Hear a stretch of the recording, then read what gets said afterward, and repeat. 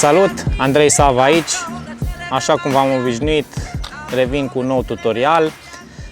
Astăzi vă voi vorbi despre RIP Multi-Depth Screw System de la Storm. Este o montură recent apărută de la Storm, special creată pentru gumele mari.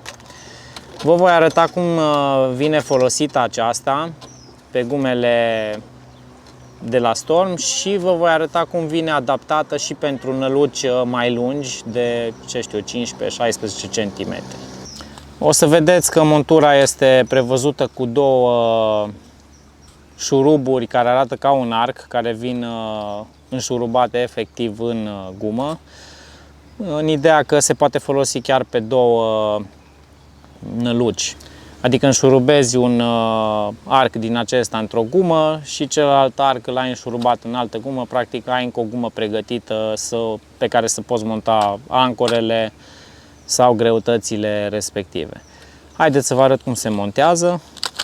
Luați șurubul, înfigeți ușor în botul nălucii, după care efectiv îl înșurubați până ajunge în capăt. Așa. După cum vedeți, stă foarte bine, nu poate fi smuls afară. Haideți să vă arăt și mai departe. Ea este prevăzută cu două ancore care sunt montate pe două strune, una mai lungă, una mai scurtă, și acestea sunt prinse de un inel despicat. Acest inel despicat vine direct plasat în botul nălucii, după care puteți folosi oricare din greutățile cu care este prevăzută. Greutățile au gaura offsetată, adică într-o parte. Încercați să puneți cu practic masa de plumb mai mare în partea de jos. În cazul acesta am folosit greutatea de 15 grame. Greutățile pot fi folosite fie separat, în cazul acesta am montat-o pe cea de 15 grame, fie împreună cu încă o greutate, adică puteți să mai adăugați, de exemplu, nu știu, să zicem, vreți 20 de grame, am pus încă un plumb de 5 grame sau cel de 10 grame dacă vreți 25 de grame, în funcție de adâncimea apei în care pescuiți. Montura este prevăzută cu două stingere care vin înțepate în gumă. Eu de obicei le montez într-un unghi invers, în așa fel încât să fie mai greu de extras. Cea lângă cap și încă una mai în spate.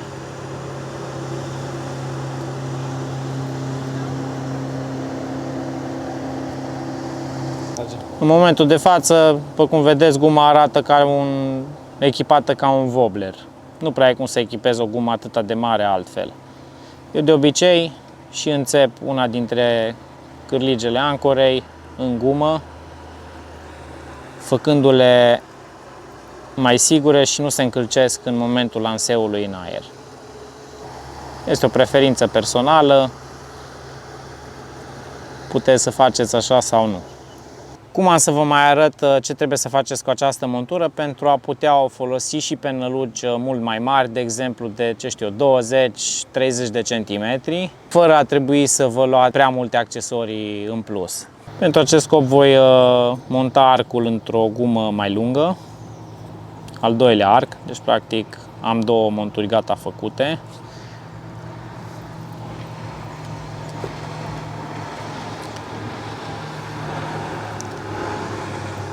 Îndepărtez ancorele de pe guma veche, guma mai scurtă, și le montez pe guma mai lungă și mă uit să văd, de exemplu, cea de-a doua ancoră, cam până unde mi ajunge. De obicei măsor să văd cam cât aș mai avea de adăugat. În cazul acesta, zicem, cel puțin 1 sau chiar 2 cm în plus. Aș prefera să pot să înfig această ancoră exact aici la baza cozii, la această nălucă, pentru că foarte multe atacuri survin în zona cozii. Pentru a nu fi nevoie să fac încă o strună pentru a prelungi montura, de obicei dau ochetul acesta jos cu tot cu stinger, ăsta care vine înfipt în gumă, partea din spate a gumei. Folosind un alt inel despicat, atașez pe strună pentru a prelungi și mai mult montura și pentru a se încălci cât mai puțin. La acest inel despicat adaug un vârtej mai solid.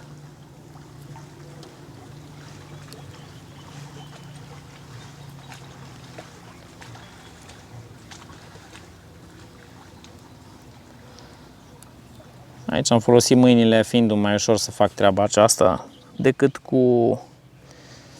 un clește. După care revin cu inelul despicat original. Se poate prelungi acest lucru cu mai multe inele despicate sau cu încă unul sau două vârteje, folosind tot așa intermediare niște inele despicate. Acest inel despicat va trebui totuși să folosesc cleștele. Bun.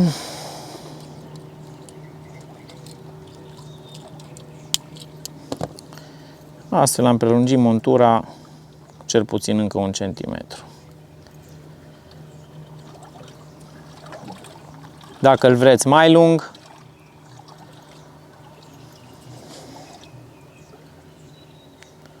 mai adăugați un vârtej sau un inel despicat. Dacă aveți de gând să prelungiți foarte mult montura, vă recomand să mai folosiți cel puțin încă un stinger intermediar, în funcție de lungimea acesteia, pentru că altfel, în momentul lansării, această burtă pe care o face se va tot încălci și va răsuci năluca după triple, mai știu eu ce alte probleme. Eu prefer să mai folosesc un stinger care să-l înfig, în așa fel încât montura să fie cât mai sigură și fiabilă. După cum vedeți, nu mai face burtă. Acest stinger poate fi fie cumpărat, fie să vi-l confecționați acasă într-o sârmă de inox. Nu este o mare scofală. La fel, poate fi echipată năluca cu diverse greutăți, în funcție de preferințele pe care le aveți sau în funcție de cum se hrănesc peștii pe zonele respective. După cum vedeți, RIP Multi-Depth Screw System de la Storm este o montură foarte versatilă. Puteți să o folosiți la 2 năluci cu aceeași montură. Poate fi prelungită relativ ușor chiar pe apă, fără să fiți nevoiți să vă cumpărați altă montură de altfel. Poate fi prelungită cu vârteje și inele despicate. Vă mai recomand în schimb un stinger pentru ca să nu facă boltă foarte mare. La fel, diversitatea de plumb cu care vine prevăzută vă ajută să o folosiți în diverse situații. Apă mai adâncă, vă place să cadă mai încet, să pescuiți mai încet năluca, să pescuiți mai rapid, pe apă mult mai adâncă. Există opțiuni pentru toate situațiile. Să ne auzim cu bine și vă aștept pentru noi tutoriale legate de pescuit sau monturi de pescuit. Deci atâta zic că am văzut o știucă. Am văzut o știucă. A ieșit... Este! Exact!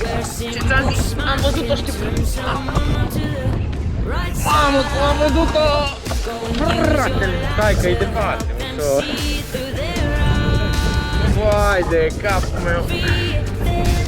Deci a ieșit o știucă cu capul din val, atâta spun. Ai și după codat. Dar nu asta mi-a dat, care am văzut-o. Mi-a dat alta.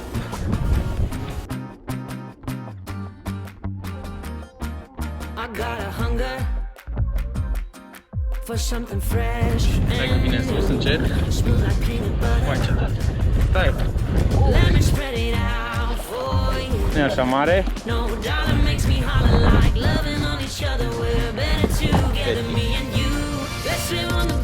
Este! Larg, fii atent unde i-a dat, 8 metri. Stai liniștit că e departe. Ce să fac? Uite, când am zis call Betty, când m-a luat știuca de mână. Am zis să mai încerc. Că m-am gândit că iar o să se întâmple așa. Avem și noi așa, asta știu că. Stai cu aduc încet. În sfârșit am avut una care o dat. Te sun înapoi, da. Ține-o în apă, că așa am zis că le ține. Hai. Living on the bright side is the right side. It's the side that I wanna be living on. Living on the bright side is the right side. Live on the bright side, where a simple smile can turn someone on the right side. Go and use your light and live on the bright side, where a simple smile can turn